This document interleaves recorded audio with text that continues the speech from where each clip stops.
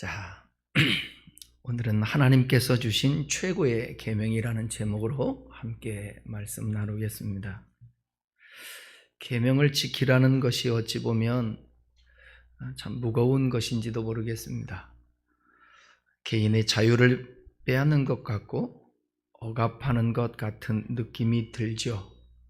우리 어려서부터 하라 하지 말라 참 싫었잖아요. 그런데 예수 믿고 나니까 뭐가 그렇게 하라 하지 말라가 많은지, 그래서 자유를 빼앗긴 것 같고 꼭 억압당하는 것 같다라는 느낌이 듭니다. 그러나 공동체에서 타인들이 계명을 지켜주면, 나에게는 계명을 지키는 것이 참 부담이고 힘든 것 같지만 타인들이 공동체에서 계명을 지켜주면 나에게는 유익이지 않습니까? 그래서 이 사회가 건강한 사회가 되고 하나님이 디자인하시고 하나님이 꿈꾸시고 계획한 세상, 그 하나님의 나라는 사랑으로 가득한 이 세상입니다. 그런데 모르겠어요. 목사인 저도 보면 주변에 이 땅에 진짜 그리스도의 사랑을 실천하며 살아가는 사람들이 얼마나 있을까? 거기에 나는 내 안에는 진지로 하나님의 이 최고의 계명인 하나님을 얼마나 사랑하는가? 그리고 하나님을 사랑하게 되면 나타나는 현상, 내 이웃을 사랑하는 것인데 나는 얼마나 이웃을 사랑하는가? 형제를 사랑하는가? 자매를 사랑하는가? 그런 생각이 들어요. 끝까지 우리가 추구하면서 살아야 될 것이 이 땅에서 우리가 어떤 것을 이루고 성취하고 살 것인가가 아니라 어떻게 하나님께서 원하는 삶을 마지막까지 살 것인가, 이런 고민이 우리에게 있어야 될 것이라고 생각되어집니다. 성경은 우리들에게 우리가 싫든 좋든 그것이 결과적으로는 하나님의 나라를 위하여, 우리 개개인을 위하여 계명을 지키라고 말합니다. 그런데 성경을 통해 알 수 있는 하나님께서 우리에게 주신 최고의 계명이 뭐냐? 하나님을 사랑하라는 것입니다. 저는 예수 처음에 믿을 때에 제 의지와 상관없이 예수를 믿게 되었거든요. 그리고 교회에 나갔는데 그냥 감동되고 그냥 좋고 그냥 눈물이 나고 18살에 그렇더라고요. 그러다가 조금 시간이 지나면서 내가 왜 믿어야 될 것인가? 그것은 하나님이 나를 사랑하시고 부르시고 택하시고 이거는 관심이 없고 내가 잘 돼야 될 텐데, 성공해야 될 텐데, 이런 생각이 좀 있었던 것 같아요. 그러니까 하나님을 사랑하시면 아멘 합시다 라는 그 말이 상당히 부담스러웠죠. 왜냐하면 나는 하나님을 잘 알지도 못하는데 하나님을 사랑하라고 그러고 사랑하면 아멘 하라고, 나는 사랑을 모르겠고 나는 사랑하지 않는 것 같고, 그런 세월들이 참 장시간이었던 것 같아요. 그럼에도 불구하고 그건 어린아이의 신앙이었던 것 같아요. 잘 몰랐던. 그럼에도 불구하고 늘 성령님은 내 안에서 나를 양육하시고 나를 가르쳐 주시고 나를 인도했던 것 같아요. 그래서 신학교를 가게 됐고 그 인도하심 속에 잘 모르지만 알아가기 위해 몸부림을 쳤고 그 알아가면서 순간순간 감사했고 하나님의 사랑을 알아가면서 어떻게 살아야 될 것인지를 깨닫게 되었던 것 같습니다. 성경은 이렇게 말합니다. 우리가 지켜야 될 최고의 계명을 알든 모르든 광야에서 계명을 주는데 1세대, 2세대에게 똑같이 줘요. 이 계명이. 그러니까 어린아이도 이 말씀을 들어야 되는 거예요. 아무것도 모르고 하나님에 대해서 몰라도, 여러분이 아직 하나님에 대해서 잘 모른다 할지라도 이 말씀은 우리에게 주신 명령입니다. 신명기 6장 4절 5절을 한번 함께 읽어보겠습니다. 이스라엘아 들으라. 우리의 하나님 여호와는 오직 유일하신 여호와이시. 너는 마음을 다하고 뜻을 다하고 힘을 다하여 내 하나님 여호와를 사랑하라. 쇠마입니다. 들으라. 그리고 이후에 6장 이후에 성경 구절을 읽어보게 되면 뭐냐? 자녀들에게 이것을 부지런히 가르쳐라. 문설주에도 들어가며 나오며 볼 수 있도록 이걸 기록해라. 여러분, 하나님을 사랑한다는 것은 뭘까? 어떻게 사랑하는 걸까?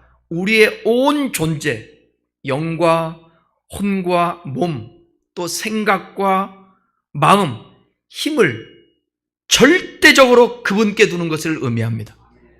절대적으로 그분께 두는 거예요. 온 마음을. 그래서 목숨까지도 다해서 사랑하라고 얘기하고 있잖아요. 즉 우리의 온 존재가 하나님으로 점유되는 것을 말합니다. 그 결과 그분은 우리에게 모든 것이 되고 일상생활에서 우리는 실질적으로 그분과 하나 되는 것, 그게 하나님을 사랑한다라는 것입니다. 하나님의 사랑을 입고 사랑하는 사람은 하나님에게 점유된 사람입니다. 여러분, 저와 여러분은 하나님 앞에 점유되어 있을까요? 어느 땅을 저건 내 땅이야 점유한 것입니다. 누구도 손 못 대는 것입니다. 내 마음대로 할 수 있는 것입니다. 하나님이 우리를 점유했다면 하나님 마음대로 우리의 삶을 인도하는 것입니다.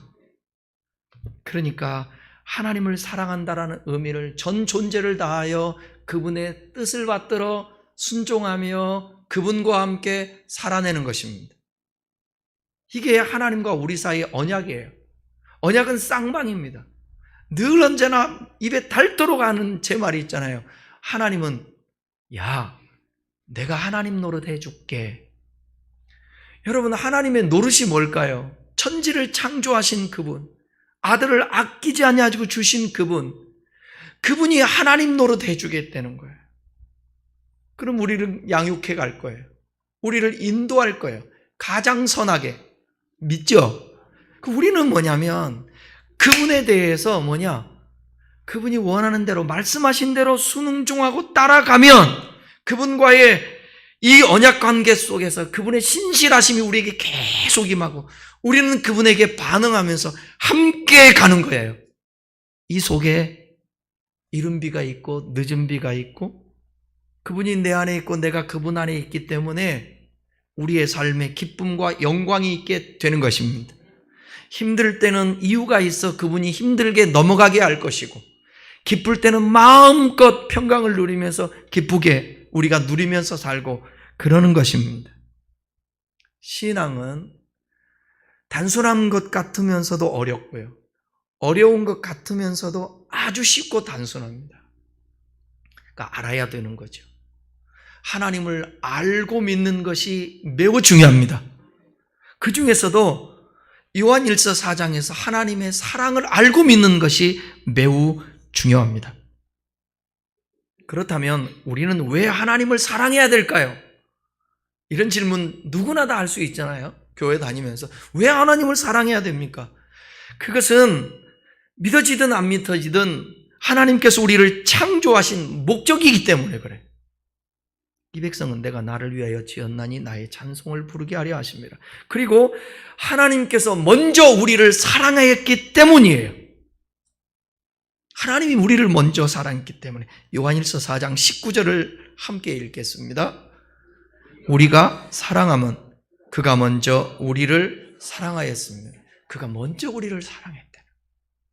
내가 먼저 사랑한 것이 아니라 하나님께서 우리를 어떻게 사랑했습니까? 사랑하셨는데 어떻게 사랑했느냐? 로마서 5장 8절에는 이렇게 말합니다. 또 함께 읽어볼까요?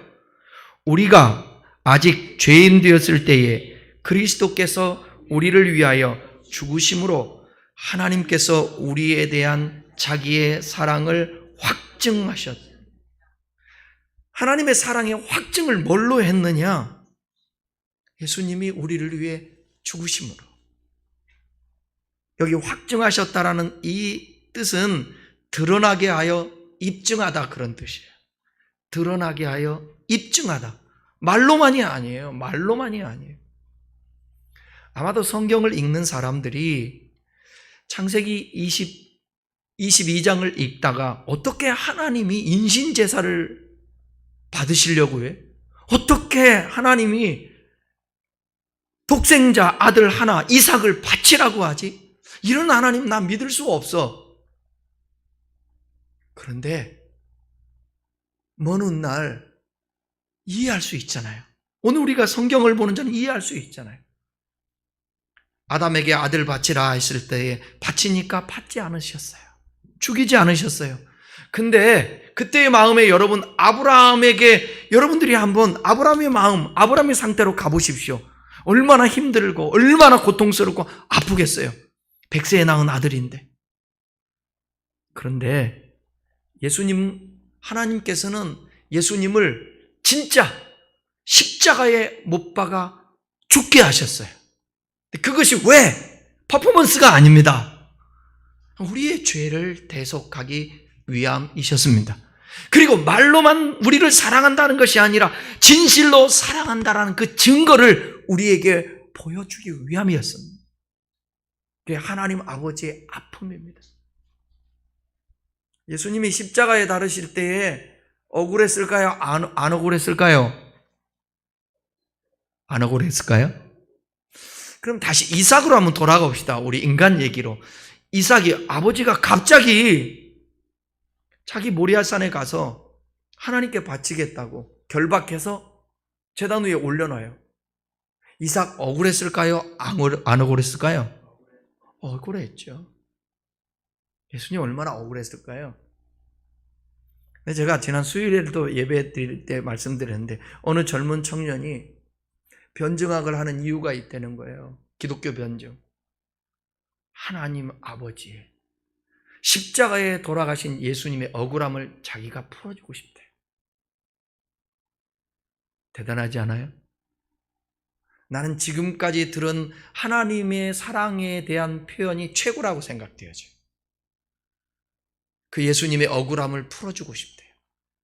왜 예수님이 죽어야만 했는가? 아무 죄가 없는데, 무죄인데, 유죄는 우리고.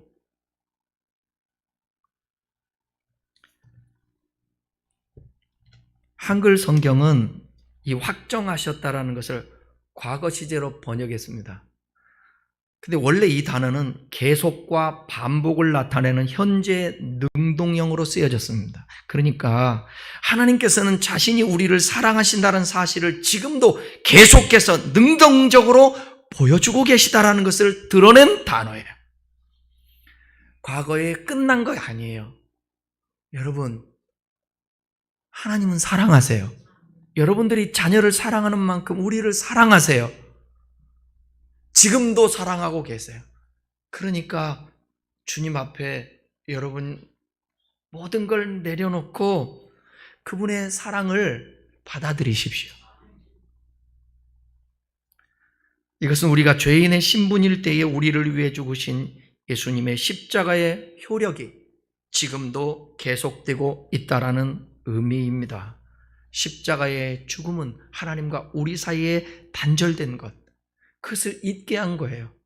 예수 그리스도의 그 죽음은 인류의 구원입니다. 아멘이죠. 예수님의 십자가의 죽음은 나를 구원하기 위함입니다. 우리의 부모님을 구원하기 위함입니다. 우리의 자녀들을 구원하기 위함입니다. 한 번 나서 죽는 것은 정한 것이고 죽은 뒤에는 심판이 있습니다. 오는 것은 순서가 있어도 가는 것 순서가 없잖아요. 이 세상에서 죽음이라는 건 모두 다 맞이하게 되는데 예수 그리스도를 믿고 구원받는다라는 것, 이것은 어마어마한 축복인 것입니다. 여러분, 우리가 사랑한다면 최고의 것을 줄 수 있고 가장 소중한 것을 줘도 아깝지 않습니다. 맞나요? 자녀들에게 주는 게 아깝나요? 아깝지 않죠. 그 옛날 이제 어른들이 하는 말이 애들은 지밖에 몰라.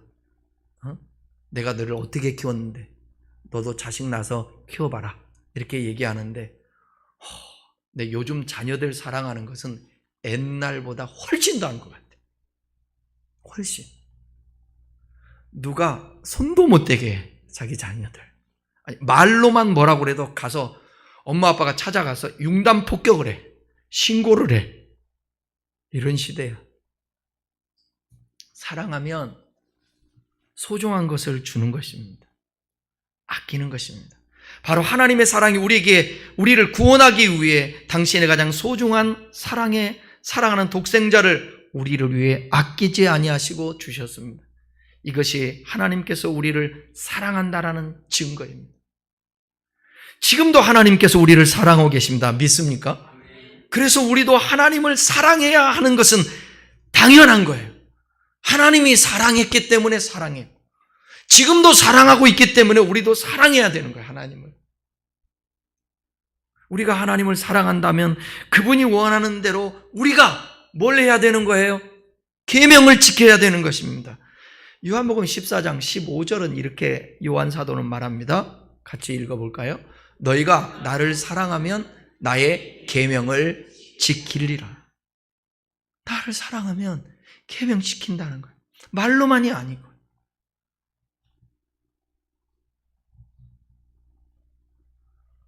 하나님께서는 그의 계명을 이렇게 말씀하고 있습니다. 신약 성경에 예수님께서 이렇게 말씀하고 있습니다. 구약 성경을 통틀어 종합해서 주신 말씀 우리 잘 알잖아요. 자, 함께 읽어보겠습니다. 마태복음 22장 37절로 40절입니다. 예수께서 이르시되 내 마음을 다하고 목숨을 다하고 뜻을 다하여 주 너희 하나님을 사랑하라 하셨으니 이것이 크고 첫째 되는 계명이요 둘째도 이와 같은 내 이웃을 내 자신같이 사랑하라 하셨으니 이 두 계명이 온 율법과 선지자의 강령이니. 온 율법과 선지자의 강령이라는 것은 뭐예요? 율법, 모세 오경, 그 다음에 선지서. 거기에 강령이 뭐냐? 바로 하나님 사랑, 이웃 사랑이라는. 계명이 하나님 사랑, 이웃 사랑. 최고의 계명은 하나님 사랑인데 하나님을 사랑하면 이웃을 오늘 본문으로 말하면 형제를 사랑해야 된다라는 거예요. 하나님 사랑한다면 그 증거가 뭐냐? 형제를 사랑해야 된다는 거예요. 당연히 사랑해야죠, 형제를. 여러분 가족들 있죠? 형제 사랑해야 돼요? 안 사랑해야 돼요? 사랑해야 돼요. 그 형제라는 단어가 아델포스입니다. 아델포스라는 이 단어는 어원이 뭐냐? 자궁. 아델포스, 자궁. 그러니까 형제라는 것은 자궁에서 나온 자. 그러니 당연히 사랑해야죠. 맞죠? 당연히 사랑해야죠. 우리는 그리스도로 말미암아 하나님의 자녀들이 되었습니다. 그러면 형제예요.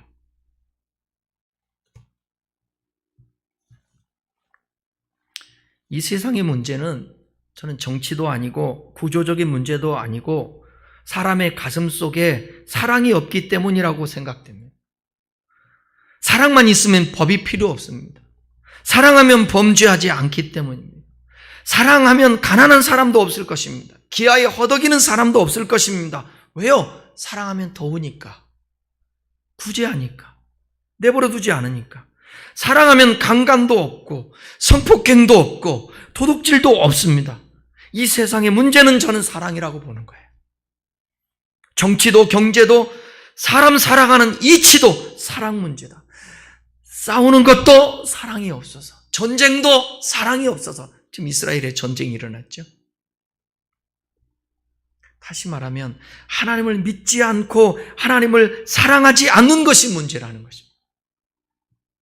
이방인은 그렇다 해도 그리스도인들만이라도 진짜 하나님을 사랑하고 내 이웃을 사랑하게 되면 이 세상은 살맛나는 세상이 되고 하나님께서 디자인하고 계획한 하나님 나라가 될 것입니다.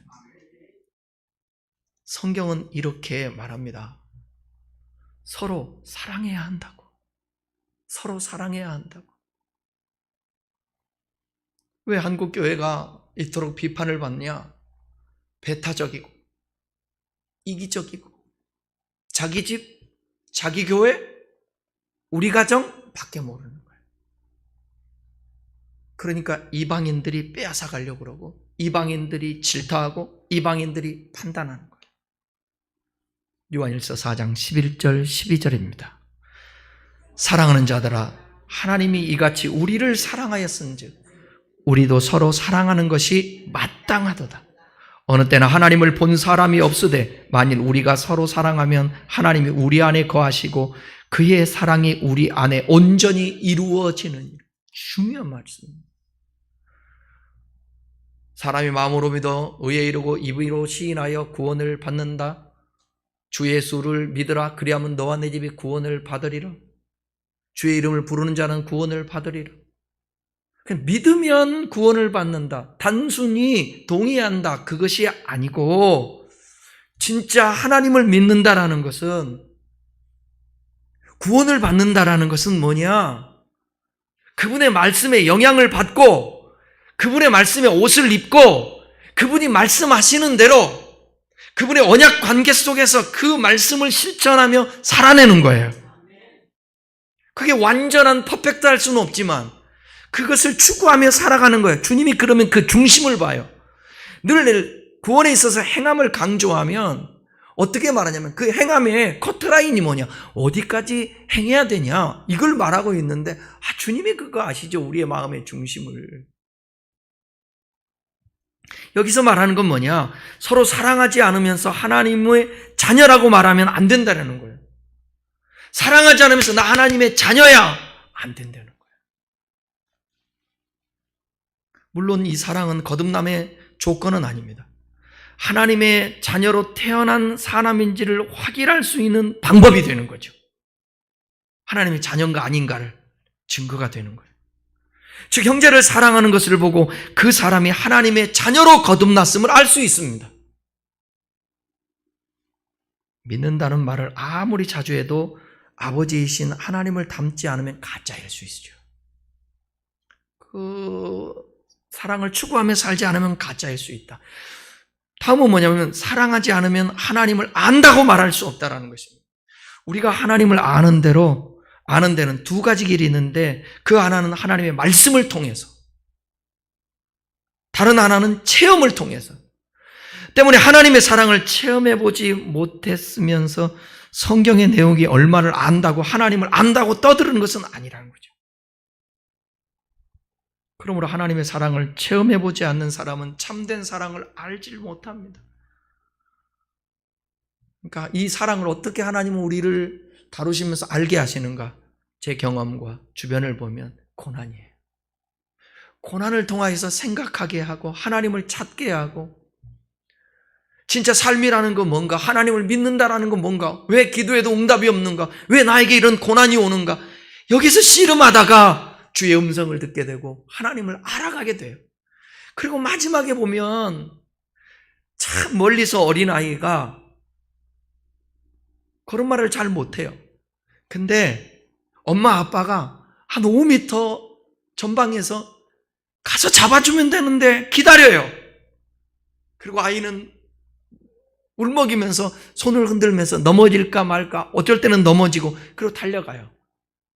그래서 마지막에 부모는 두 팔 벌려서 그 자녀를 맞이해 주죠.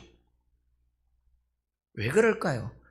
미리 좀 해주면 좋을 텐데 그 속에서 어떻게 걷는 것을 배우고 그 다음에 부모의 따뜻한 그 사랑을 알게 되는 거예요. 사랑하지 않으면 하나님께서 우리 안에 거하지 않는데요. 요한일서 4장 12절부터 16절까지 보게 되면 4번을 강조해요. 거하는 것에 대해서. 물론 하나님이 우리 안에, 우리가 하나님 안에 거하는 것은 성령께서 하시는 신비로운 일입니다. 이것은 우리가 이해하지 못한다 할지라도 믿음으로 거듭나면 우리 안에 일어나는 현상입니다. 그분을 믿음으로 말미암아 그분이 우리 안에 들어와 계시죠. 얼마만큼 우리 안에 거하시는 그 주님이 사랑으로 활동하시고 역사하시는가, 아니면 근심하는가, 이 문제일 것이죠. 사랑하지 않으면 이 주님이 우리 안에 거하지 않겠다는 거예요.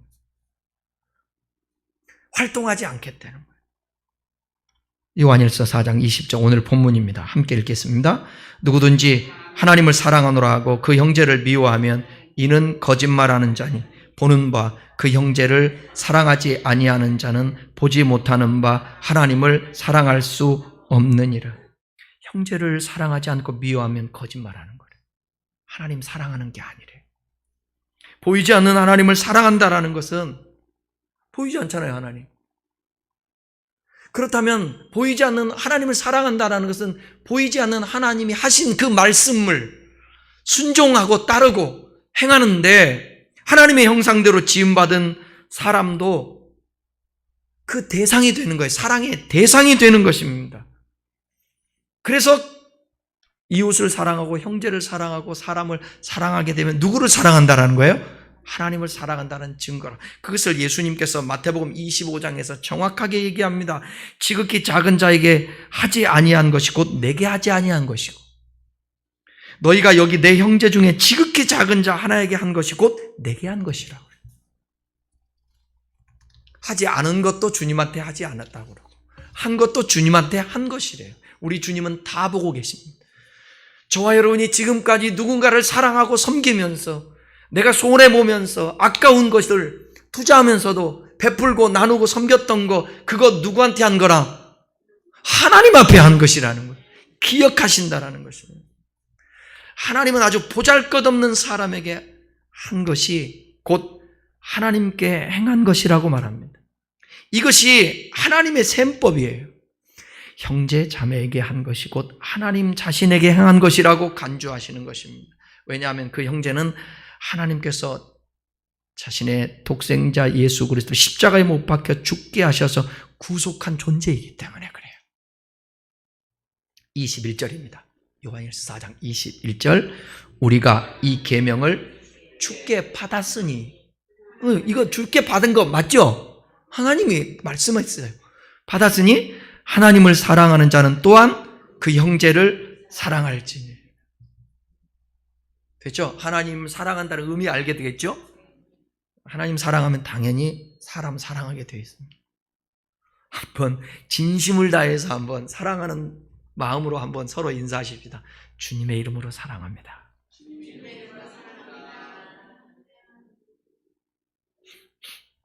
그 어떻게 사랑할까요? 사랑이 쉽지 않더라고. 어떻게 사랑해요? 우리 너무 잘 아는 말씀 확인해 보십시다. 고린도전서 13장인데 12장에서는 은사를 얘기하고 마지막 절에 더 큰 은사를 사랑하라. 많은 은사들이 있잖아요. 병고침의 은사, 방언의 은사, 통변의 은사, 기적, 예언의 은사, 지식의 말씀의 은사, 지혜의 은사, 있잖아요. 그 얘기한 다음에 더 큰 은사가 있대요. 그게 뭐냐? 13장에 사랑이라고 말해요. 사랑이 없으면 다 방언하는 것도 울리는 꽹가리와 같아요. 나중에 애언도 패한대. 은사 다 패. 그 다음에 그런데 사랑은 영원할 것이래. 그럼 사랑이 뭐냐? 사랑은 4절부터 이렇게 말합니다. 4절에서부터 한번 우리 읽어봅시다. 아는 내용입니다. 사랑은 오래 참고 1초 동안 한번 생각하고, 그 다음은요, 사랑은 온유하며, 그 다음은요, 시기하지 아니하며, 그 다음은요, 사랑은 자랑하지 아니하며, 교만하지 아니하며, 무례히 행치 아니하며, 자기의 유익을 구하지 아니하며, 성내지 아니하며, 악한 것을 생각하지 아니하며, 불의를 기뻐하지 아니하며, 진리와 함께 기뻐하고 모든 것을 참으며 모든 것을 믿으며 모든 것을 바라며 모든 것을 견디느니. 나는 이 말씀에 비추어 보니까 설교할 자격이 없는 것 같아. 잘 안 되는 것 같아. 그럼에도 불구하고 또 이 말씀 앞에 하나님 죄송해요. 가장 사랑하고 가까운 사람들한테 성내지 않아야 되는데, 참아줘야 되는데, 주님 잘못했습니다. 네. 상대방이 어떻게 하는 거와 상관없이 대하는 태도가 주님이 억울하게 십자가를 지고 갔듯이 그렇게 가야 되는데, 이렇게 말하면 어떤 사람 그래요. 어떻게 그렇게 살아 우리가. 그러니까 은혜로 구원받는 거지. 이건 해석을 잘못하는 거예요. 맞아요. 우리가 어떻게 다 살 수 있어요. 그러나 내가 말씀 앞에 점검해 볼 때 잘못했네. 이렇게 못 사네. 주님, 저 좀 도와주세요. 그렇게 할 수 있도록 더 하나님의 사랑이 나를 다스리고 점유하게 해주세요. 그러면서 변화되는 거죠. 그래서 이런 생각이 들어요. 인간적인 사랑은 참 한계가 있다. 하나님의 사랑을 우리가 구해야 되겠다. 하나님이 사랑할 수 있게 그렇게 해달라고 우리가 늘 기도해야 되겠다. 이게 심리적으로 제가 한번 들어보세요. 우리 뇌가 매력과 호감을 판단하는 시간은 150 마이크로초, 10만 분의 1초래요. 15초래요. 사랑에 빠지는데 걸리는 시간이 1초도 안 걸린다는 거예요. 보는 순간 느낌이 와. 요즘 느낌이라는 말 있죠. 딱 한순간 반했어. 네, 저 사람 결혼할 거야. 그게 1초도 안 돼서 딱 온다라는 거예요. 순간의 끌림으로 900일간의 격정적인 사랑의 항해가 시작된대요. 그렇게 한번 딱 꽂히면 900일 동안. 사랑에 빠지면 뇌 속에서 러브 칵테일이라고 하는 화학물질, 제가 많이 말씀했죠. 도파민이 분비되는데, 이 물질은 시간이 지나면서 분비량이 점차 줄어들게 되고 사랑의 격정은 식어지게 된다는 거예요. 그래서 생물학적으로 열정적인 사랑은 영원히 지속될 수 있다 없다? 없다. 그럼 열정적 사랑의 유효기간은 얼마나 될까?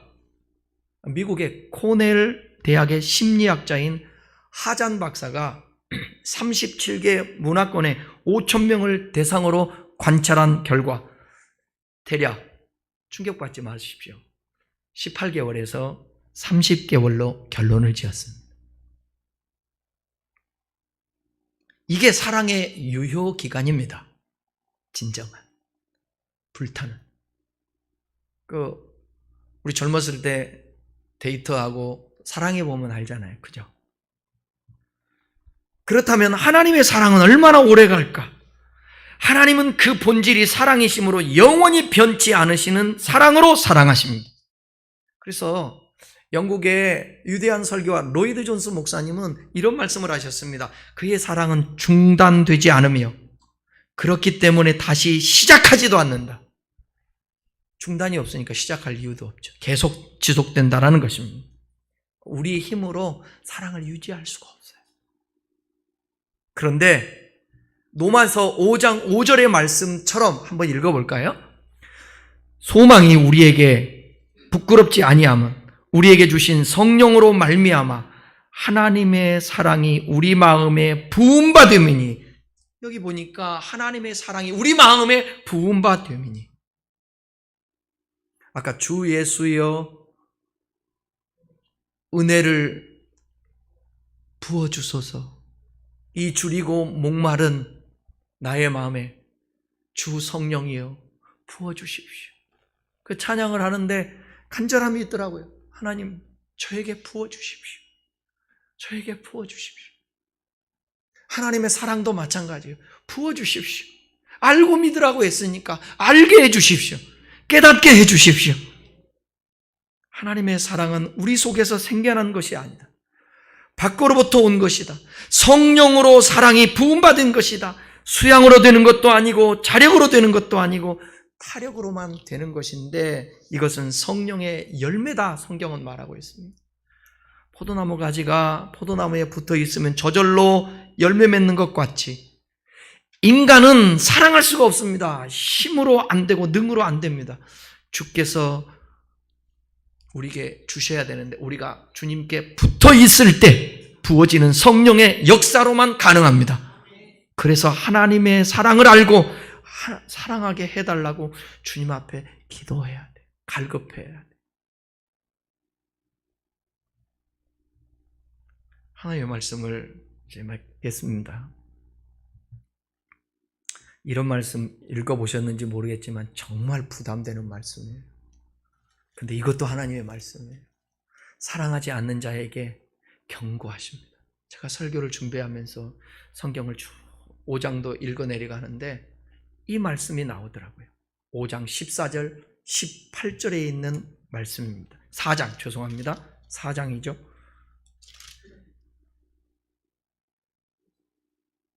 자, 한번 읽어보겠습니다. 자, 우리는 형제를 사랑함으로 사망에서 옮겨 생명으로 들어간 줄을 알거니와, 여기 형제를 사랑함으로 사망에서 옮겨 생명으로 들어간 줄 알거니와 사랑하지 아니하는 자는 사망에 머물러 있느니라.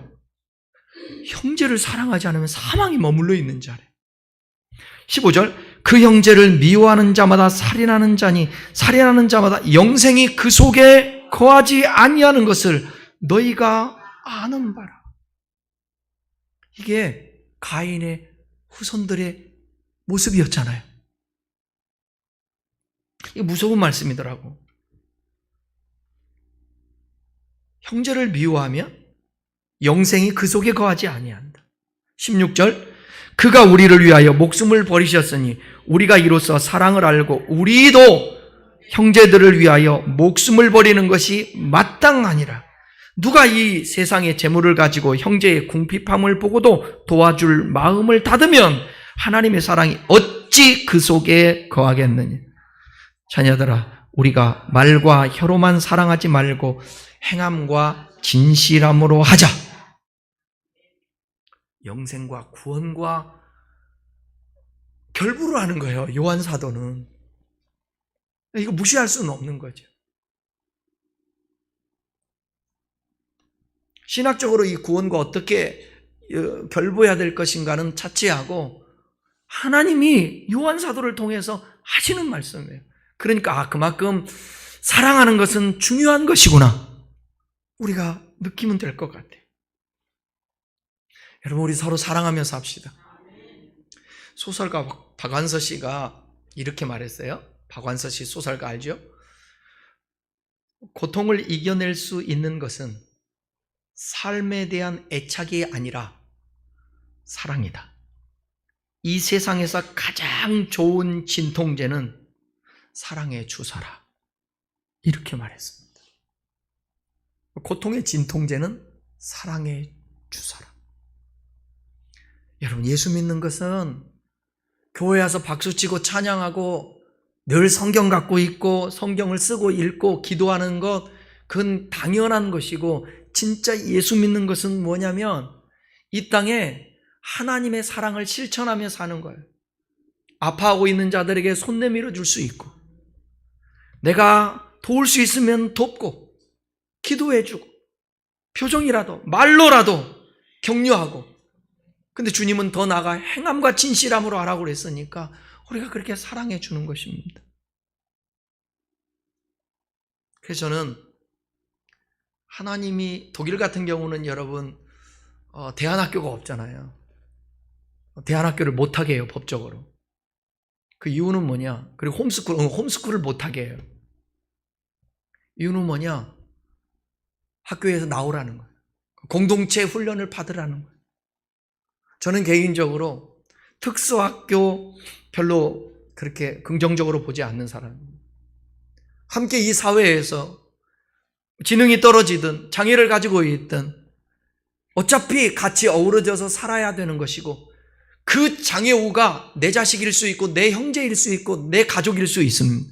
함께 어우러져 살아야 합니다. 한 교실에서 그것을 이해시키고 함께 공부하고 배려하고. 우리 학교 다닐 때 다리 전원에 가방 들고 못 가는 애 우리 업고 학교 갈 때 업어줬잖아요. 그거 못 봤어요? 그런 거죠. 그게 이 땅에서 우리가 살아가면서 조금이라도 실천해서 살아낼 때 하나님의 뜻이 이루어진다라는 것입니다. 남의 고통을 살필 줄 알고, 남의 고통을 보고 기도해 줄 줄 알고. 고통이 많은 세상입니다.